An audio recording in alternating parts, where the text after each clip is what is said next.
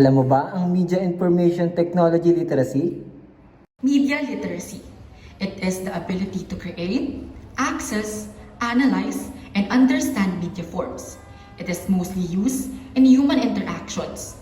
Sa Tagalog naman, ito ay kasanayan sa tamang paggamit ng media katulad ng dyaryo, magazine, at iba pa upang makapaghahagi ng impormasyon sa ibang tao.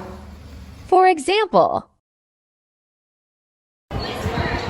Uy, Mars, ako galing.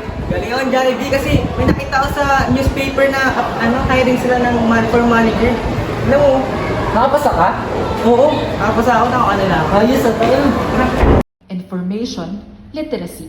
It is the ability to find, evaluate, and use information effectively. It is mostly used in identifying reliable sources and factual information. Sa Tagalog naman, ito ay kasanayan sa pagtukoy ng impormasyon na nagpapahayag ng katotohanan lamang. for example, Kuya lang! Wala pa lang pasok eh. Tara na, uwi na tayo. Walang pasok oh. Saan mo naman nakita? Ayun, walang pasok sa nagotas.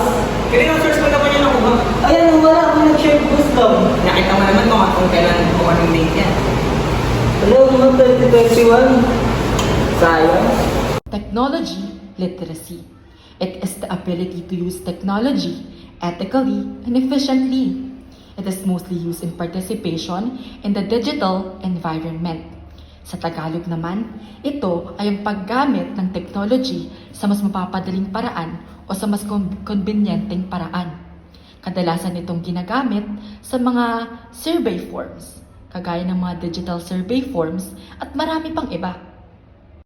for example, Uy, late ka naman ah. Nakabagod.